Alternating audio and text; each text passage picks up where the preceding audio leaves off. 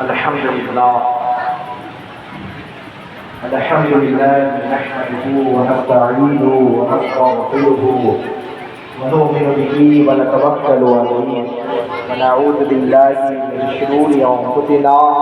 ومن سيئات اعمالنا من يهده الله فلا مضل له ومن يضلل فلا هادي له اما بعد فأعوذ بالله من الشيطان الرجيم بسم الله الرحمن الرحيم وما أرسلناك إلا رحمة للعالمين صدق الله العلي العظيم وصدق رسوله النبي الأمين الكريم ونحن على ذلك لمن الشاهدين والشاكرين والحمد لله رب العالمين.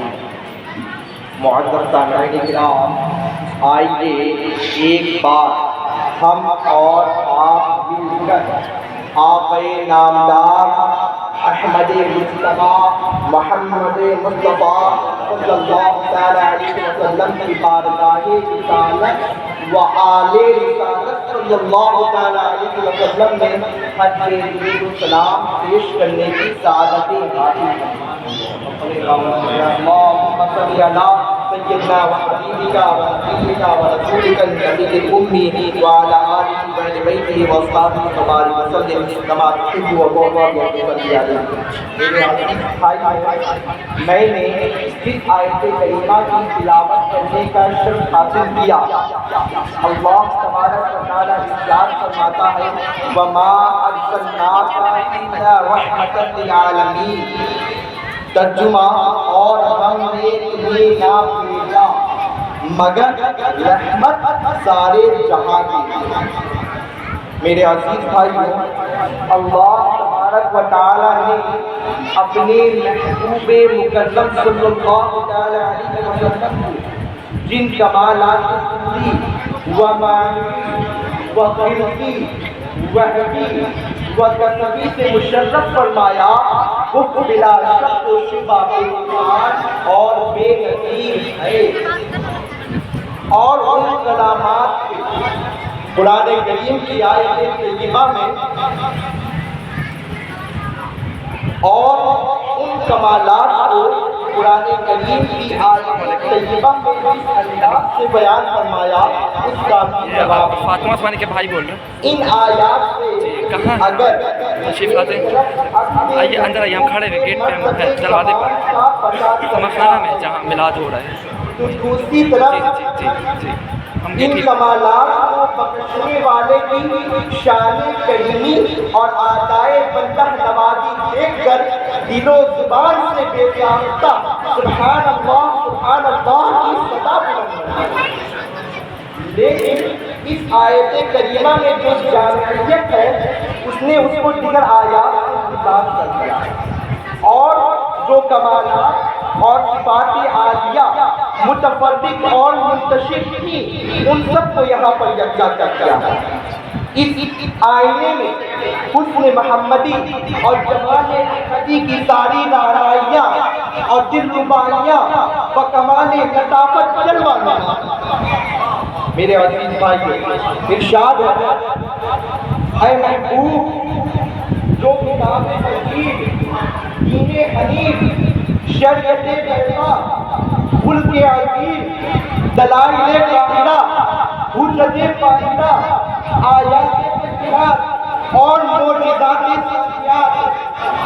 غرض یہ ہے کہ جب ظاہری اور باطنی، جسمانی اور روحانی نعمتوں سے مالا مال کر کے ہم نے آپ کو مبعوث فرمایا، اس کی غرض و غایت یہ ہے کہ آپ اپنوں اور بیگانوں کے لیے، دوستوں اور دشمنوں کے لیے سراپا رحمت بن کر ظہور فرمائیں. میرے عزیز بھائیوں، آپ خود غور فرمائیں کہ جن افراد نے یا جن قوموں نے حضور صلی اللہ علیہ وسلم کے دام سے رحمت کو پاوا اور حضور صلی اللہ علیہ وسلم کے لائے ہوئے دین کو صدق کے دل سے قبول کیا اور حضور صلی اللہ علیہ وسلم کے پیش کردہ نظام حیات کو اپنی عملی زندگی میں اپنایا، وہ کہاں سے کہاں پہنچ گئے. گمراہ تھے لیکن اس نور مبین سے اکتساب نور کے بعد ظلمت کدہ عالم میں ہدایت کا چراغ روشن کر دیا۔ جاہل تھے لیکن اس چشمہ علم و عرفان سے سیراب ہونے کے بعد دنیا کے جس گوشے میں گئے علم و ہمت کے چمک لاتے گواہ تھے لیکن پاکیزہ تہذیب و تمدن کے بانی بن گئے۔ میرے عزیز بھائیوں، لیکن جو لوگ اپنی غلط فہمی کے باعث یا بیجا تعصبات میں مبتلا ہو کر اس چشمہ حیوان سے براہ راست یا بلا واسطہ مستفید نہ ہوئے، وہ بھی اس میدان سے دانستہ یا نادانستہ فائدیاب ہوتے رہے۔ آفتاب کی شعاعیں ہر بار یہ انسان کو روشن کرتی رہی، حتیٰ کہ وہ مذاہب جس کی بنیاد اصنام پرستی اور شرک پر تھی، وہ بھی اپنے مشرکانہ عقائد میں ترمیم کرتے تھے۔ غرض یہ ہے کہ وہ آفتاب ہے جس کی تابانیاں صرف عالم رنگ و بوٹی روشن نہیں بلکہ وہ جہان لطیف سے درخشاں ہے جو رنگ و بو، کم و کیف، بالا و پست کے تعصبات سے ماورا ہے۔ سچ تو یہ ہے کہ اس آفتاب کی نور افشانی کا رنگ بھی نرالا ہے جس کو نہ ہی زبان پر لایا جا سکتا ہے اور نہ ہی قلم سے لکھا جا سکتا۔ اس رحمت عامہ کی برکتوں سے اپنی بھی بحر و بر ہے اور دل کی دنیا بھی شاداب۔ اسی لیے ترجمان حقیقت شاعر مشرق نے کیا ہی خوب فرمایا، تیری نگاہ ناز سے دونوں مراد پا گئے، تیری نگاہ ناز سے دونوں مراد پا گئے، عقل، ریاض و جستجو، عشق و وجود و اضطراب۔ شوقت سنجر و سلیم تیرے جلال کی نمود، فخر جنید و بایقی تیرا کمال کے میرے عزیز بھائیو، ہم سب کے آقا نبی کریم علیہ الصلوۃ والتسلیم اپنی شان رحمت سے نقاب ہٹاتے ہوئے فرمایا، انما انا رحمت للعالمین، میں وہ رحمت ہوں جو اللہ تبارک و تعالیٰ نے اپنی مخلوق کو بطور تحفہ دیا۔ ایک مرتبہ کفار کے لیے جب بددعا کی التجا کی گئی تو آقا کریم علیہ الصلوۃ والتسلیم نے فرمایا کہ اللہ تبارک و تعالیٰ مجھے عذاب بنا کر نہیں بلکہ سراپا رحمت بنا کر مبعوث فرمایا۔ میرے ہم سب کے آقا نبی کریم علیہ الصلوۃ والتسلیم ہر عالم کے لیے رحمت ہے، خواہ فرشتوں کا عالم ہو یا جنات کا عالم ہو یا انسانوں کا عالم ہو، اور خواہ انسانوں میں کافر ہو یا مسلمان ہو، اولیاء اللہ ہو یا انبیاء علیہ السلام ہو، آپ صلی اللہ علیہ وسلم سب کے لیے رحمت ہے۔ اور خواہ حیوانوں کا عالم ہو یا نباتات کا عالم ہو یا جمادات کا عالم ہو، آپ صلی اللہ علیہ وسلم ہر عالم کے لیے رحمت ہے۔ آپ صلی اللہ علیہ وسلم صرف مکلفین کے لیے رحمت نہیں بلکہ مکلف ہو یا غیر مکلف ہو، جن ہو یا فرشتہ ہو، حیوان ہو یا شجر حجر ہو، آپ سب کے لیے رحمت ہے۔ اللہ تعالیٰ رب العالمین ہے، آپ صلی اللہ علیہ وسلم رحمت للعالمین ہے۔ جس چیز کے لیے اللہ تعالیٰ کی ربوبیت ہے اس چیز کے لیے آپ کی رحمت ہے۔ آپ کا وجود عین وجود اور ہر چیز کو وجود آپ کے واسطے ہی سے ملا۔ اللہ تعالیٰ ہر چیز کو عطا کرنے والا ہے، آپ صلی اللہ علیہ وسلم ہر چیز کو تقسیم کرنے والے ہیں۔ آپ کی کنیت ابو القاسم صرف اس لیے نہیں تھی کہ آپ کے فرزند کا نام قاسم تھا، بلکہ ابو القاسم کا معنی یہ ہے کہ سب سے زیادہ تقسیم کرنے والا۔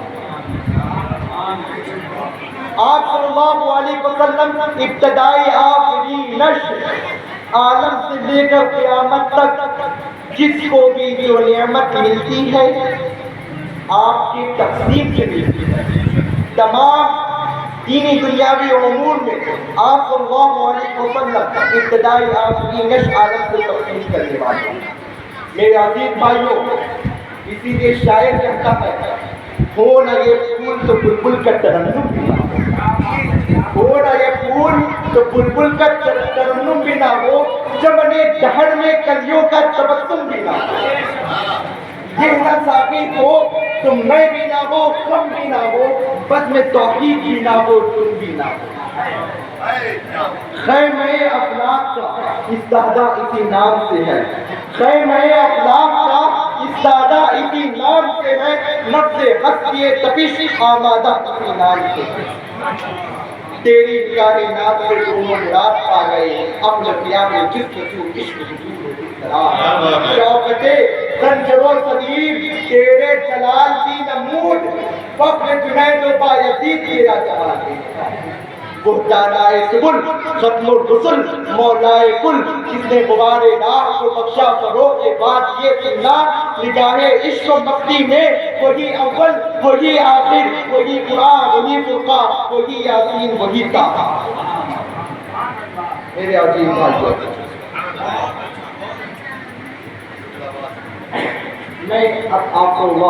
میں آپ کے سامنے چند احادیث کریمہ بیان کرتا ہوں جس سے نبی کریم علیہ الصلوۃ والتسلیم کا رحمت للعالمین ہونا واضح ہو جائے گا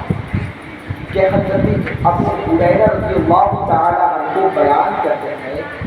کہ نبی کریم علیہ الصلوۃ والتسلیم کے پاس ایک شخص آیا اور آپ سے قتل کا سختی سے تقاضا ہے۔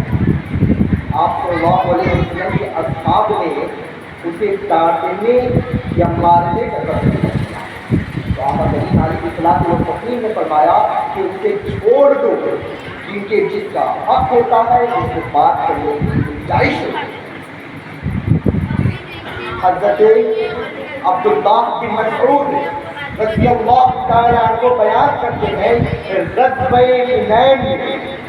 نبی کریم علیہ الصلوۃ والتسلیم مال غنیمت تقسیم کرتے ہوئے کچھ لوگوں کو زیادہ ملا۔ آپ صلی اللہ علیہ وسلم نے اپنا بن حارث کو 100 اونٹ دے دیے اور یمین کو بھی دیا اور عرب کے سرداروں کو بھی کچھ عطا فرمایا۔ اس دن آپ صلی اللہ علیہ وسلم تقسیم کرنے میں بعض لوگوں کو ترجیح دی۔ ایک شخص نے کہا کہ اس تقسیم میں عدل نہیں کیا گیا اور نہ ہی رب کائنات کی رضا کا ارادہ کیا۔ حضرت عبداللہ بن مسعود نے کہا کہ میں ضرور اللہ کی قسم اس بات کو نبی کریم علیہ الصلوۃ والتسلیم کو بتاؤں گا اور میں جا کر نبی کریم صلی اللہ علیہ وسلم کو جا کر بتاؤں گا، اور وہ جا کر نبی کریم علیہ الصلوۃ والتسلیم کو یہ بات بتائی۔ آقا کریم علیہ الصلوۃ والتسلیم نے فرمایا کہ جب اللہ اور اس کا رسول عدل نہیں کرے گا تو پھر کون عدل کرے گا؟ اللہ حضرت موسیٰ علیہ السلام پر رحم فرمائے، ان کو اس سے زیادہ ایذا دی گئی تھی، انہوں نے صبر کیا۔ ہم سب کے آقا نبی کریم علیہ الصلوۃ والتسلیم تعلیف قلب کے لیے بعض لوگوں کو دوسروں سے زیادہ حصہ دیا۔ میرے عزیز بھائیو، ایک اور روایت ہے، اماں عائشہ صدیقہ رضی اللہ تعالی عنہا بیان کرتی ہے کہ ہم سب کے آقا نبی کریم صلی اللہ تعالی علیہ وسلم نہ فضلتاً بدسوس تھے، نہ تکلفاً بدگوئی کرتے تھے، نہ بازاروں میں بلند آواز سے بات کرتے تھے اور نہ ہی برائی کا بدلہ برائی سے دیتے تھے، بلکہ معاف کر دیتے تھے اور درگزر کرتے تھے۔ ایک اور روایت میں آتا ہے کہ اماں عائشہ صدیقہ رضی اللہ تعالی عنہ بیان کرتی ہے کہ نبی کریم صلی اللہ تعالی علیہ وسلم نے جہاد کے سوا کبھی کسی کو نہیں مارا، نہ ہی کبھی کسی عورت پر ہاتھ اٹھایا اور نہ ہی کبھی کسی قاتل کو یعنی غلام کو مارا۔ ایک اور روایت میں آتا ہے کہ اماں عائشہ صدیقہ رضی اللہ تعالی عنہ بیان کرتی ہے کہ میں نے نبی کریم علیہ الصلوۃ والتسلیم کو کبھی کسی جاتی کا بدلہ لیتے ہوئے نہیں دیکھا، سوائے اس کے جب اللہ کے حدود کو پامال کیا جائے، جب اللہ کے حد کو توڑی جاتی تو آپ سب سے زیادہ کرتے، اور جب دو چیزوں میں سے کسی ایک چیز کا اختیار دیا جاتا تو آپ آسان چیز کو چنتے تھے، یہ شخص کے غلام نہ ہو۔ حضرت جابر بن عبداللہ بیان کرتے ہیں کہ نبی کریم علیہ الصلوۃ والتسلیم سے جب بھی کسی چیز کے بارے میں سوال کیا جاتا تو آپ صلی اللہ علیہ وسلم اس کے جواب میں نہ نہیں کرتے۔ حضرت عمر بن خطاب رضی اللہ تعالی عنہ، حضرت عمر بن خطاب رضی اللہ تعالی عنہ بیان کرتے ہیں، حضرت عمر بن خطاب رضی اللہ تعالی عنہ بیان کرتے ہیں کہ ایک شخص نبی کریم علیہ الصلوۃ والتسلیم کے پاس آیا اور آپ سے کہا یا رسول اللہ صلی اللہ علیہ وسلم آپ اس کو کچھ عطا کیجیے۔ تو آقا کریم علیہ الصلوۃ والتسلیم نے فرمایا کہ میرے پاس کچھ نہیں، تم یعنی حضرت عمر میری طرف سے اس کو کچھ خرید کر ادھار دے دو، جب میرے پاس رقم آئے گا تو میں تم کو ادا کر دوں گا۔ عمر نے کہا یا رسول اللہ صلی اللہ علیہ وسلم آپ اس کو عطا کر چکے ہیں اور جس چیز پر آپ قادر نہیں ہیں اللہ تبارک و تعالیٰ نے آپ کو اس کا مکلف نہیں کیا۔ نبی کریم علیہ الصلوۃ والتسلیم کو یہ بات نہ پسند آئی۔ پھر انصار کے صحابہ میں ایک شخص نے کہا یا رسول اللہ صلی اللہ علیہ وسلم آپ خرچ کیجئے اور اس والے سے تنگی کا فیصلہ کیجئے۔ پھر رسول اللہ صلی اللہ علیہ وسلم نے تبسم فرمایا اور آپ کے چہرے پر انصار کی بات سے خوشی کے آثار دکھائی دینے لگے۔ پھر رسول اللہ صلی اللہ علیہ وسلم نے فرمایا کہ مجھے اسی چیز کا حکم دیا گیا۔ میرے عزیز بھائی کو آخری روایت بیان کرتا ہوں کہ اماں عائشہ صدیقہ رضی اللہ تعالی عنہ بیان کرتی ہے کہ انہوں نے نبی کریم علیہ الصلوۃ والتسلیم سے کہا یا رسول اللہ صلی اللہ علیہ وسلم یا غزوہ احد کے دن سے بھی کوئی سخت آپ پر آیا تھا؟ آپ صلی اللہ علیہ وسلم نے فرمایا کہ مجھے تمہاری قوم کی طرف سے جن سختیوں کا سامنا ہوا اور ان کی طرف سے سب سے سخت دن وہ دن تھا جو یوم العقبہ کو پیش آیا، جب میں نے ابن عبد یالال بن عبد کنان کو اسلام کی دعوت دی تو اس نے میری دعوت کو قبول نہیں کیا۔ میں اپنے غمزدہ چہرے کے ساتھ واپس آیا، ابھی میں قرنیس داری کے پاس پہنچا تھا کہ میں نے سر اٹھا کر دیکھا تو مجھ پر ایک بادل نے سایہ کیا ہوا اور میں نے دیکھا کہ اس بادل میں جبریل علیہ السلام انہوں نے مجھے آواز دی اور کہا کہ بے شک اللہ تبارک و تعالیٰ نے سن لیا ہے کہ آپ کی قوم نے کیا کہا اور آپ کو کیا جواب دیا۔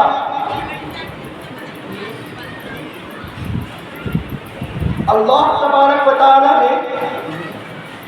آپ کے پاس پہاڑوں کے فرشتوں کو بھیجا کہ آپ ان کافروں کے متعلق جو چاہے حکم دے۔ پہاڑوں کے فرشتوں نے آپ کو سلام کر کے کہا یا محمد صلی اللہ علیہ وسلم آپ جو چاہیے میں وہ کر دوں۔ اگر آپ صلی اللہ علیہ وسلم چاہیں تو میں ان کے اوپر مکے کے 2 پہاڑوں کو گرا کے ان کو نابود کر دوں، مگر آقا کریم علیہ الصلوۃ والتسلیم نے فرمایا بلکہ میں یہ امید رکھتا ہوں کہ اللہ تبارک و تعالیٰ ان کے پیٹوں سے ایسے لوگوں کو نکالے گا جو صرف ایک خدا کی وحدانیت کرے اور اس کے سوا کسی کو شریک نہیں۔ میرے عزیز بھائیوں، سراقہ بن مالک آپ صلی اللہ علیہ وسلم کا سر اتارنے کے لیے آپ کا پیچھا کر رہا ہے، جب آپ صلی اللہ علیہ وسلم اسے قابو کر لیتے ہیں تو اسے معاف کر دیتے ہیں۔ صفوان بن امیہ نے عمیر بن زہر کو زہر آلودہ تلوار دے کر آپ کو قتل کرنے کے لیے کہا تو اسے بھی معاف کر دیا، بعد میں صفوان کو بھی معاف کر دیا۔ ابو سفیان متعدد بار مدینے پر حملہ کیا، وحشی نے آپ کے عزیز چچا کو قتل کر دیا، حضرت ہندہ نے حضرت حمزہ کا سینہ نکال کر چبایا، عبار بن اسود نے آپ صلی اللہ علیہ وسلم کی صاحبزادی کو سواری سے گرا دیا جس سے آپ کا حمل ظاہر ہو گیا۔ میرے عزیز بھائیوں، اور جب اللہ کے محبوب صلی اللہ علیہ وسلم کی تلوار کے نیچے جب ان سب کی گردنیں آئی تو اللہ کے رسول نے ان سب کو معاف کر دیا۔ میرے عزیز بھائیوں، چند منٹ میں اپنی بات کو ختم کر رہا ہوں کہ آپ فتح مکہ کے واقعات اور شان رحمت اللہ تینوں ایمان کے دشمنوں اور نفوت و رعونت کے پیکروں سے سوال پوچھا گیا، جس سے ان پر لرزہ تاری ہو گیا۔ فرمایا اے قریش، تمہارا کیا ہے؟ میں تمہارے ساتھ کیا سلوک کروں گا؟ انہوں نے دین و رجا کے خطے کے بیٹے میں آپ کیا نظر خیرا، ہم حضور صلی اللہ علیہ وسلم سے خیر کی امید رکھتے ہیں۔ آپ کریم نبی ہیں، کریم النفس بھائی ہیں، کریم الشفیق بھائی کے فرزند ہیں۔ اللہ تبارک و تعالیٰ نے آج آپ کو قدرت و اختیار عطا فرمایا ہے۔ رحمت عالم صلی اللہ علیہ وسلم نے فرمایا کہ آج میں تمہیں وہی بات کہتا ہوں جو میرے بھائی یوسف نے اپنے بھائیوں کے بارے میں کہا تھا کہ آج میری طرف سے تم پر کوئی گرفت نہیں ہے، اللہ تبارک و تعالیٰ تمہارے سارے گناہوں کو معاف کرتا ہے۔ جاؤ، چلے جاؤ، میری طرف سے تم آزاد۔ میرے عزیز بھائیوں، یہ مدعا ان بد زبان لوگوں کو سنایا گیا جنہوں نے نعوذ باللہ حضور صلی اللہ علیہ وسلم کو شاعر اور کذاب بنایا، جنہوں نے حضور صلی اللہ علیہ وسلم کو ساحر اور مجنون کہا تھا، نعوذ باللہ، جن سنگ دلوں نے شیب ابی طالب میں حضور صلی اللہ علیہ وسلم کو 3 سال تک محفوظ رکھا، جنہوں نے مہاجرین حبشہ کو وہاں سے واپس مکہ لانے کی کوشش کی تھی تاکہ ان کو ظلم و ستم کا سلسلہ جاری رہے، جنہوں نے حضور صلی اللہ علیہ وسلم کو مکہ سے جلا وطن کر دیا اور ان کے پیش نظر ان کو قتل کر دیا، جنہوں نے مسلمانوں کے مطلوبہ املاک اور جائیدادوں پر غاصبانہ حملہ کر دیا تھا، جن سنگ دلوں نے، جن سفاہوں نے حضرت حمزہ کو شہید کیا، ان کے کان ناک کاٹے، ان کے سینے کو چاک کیا، آپ کے جس مبارک کو بدنما بنانے کی ناپاک کوشش کی تھی، جنہوں نے مدینے کی ایک چھوٹی سی بستی پر 10,000 کے لشکر جرات تاکہ مسلمانوں کا نام و نقص نہ ہونا رہے، تاکہ مسلمان دنیا سے مٹ جائے۔ یہ مدعا ان لوگوں کو سنایا گیا جب حضور صلی اللہ علیہ وسلم عمرہ کرنے کے لیے تشریف لائے تو آپ کو مکے میں داخل نہیں ہونے دیا گیا اور اپنی منمانی شرائط پر گزار کر سچ ہے یا رسول اللہ. میں اپنی باتوں کی بات پر ختم کرنے جا رہا ہوں کہ سچ ہے یا رسول اللہ جسے تم روٹھو وہ برکت دنیا ہوتا ہے. سچ ہے یا رسول اللہ جسے تم لوٹو وہ برکت دنیا ہوتا ہے. جسے تم چاہو وہ قطرہ ہو وہ دریا ہے.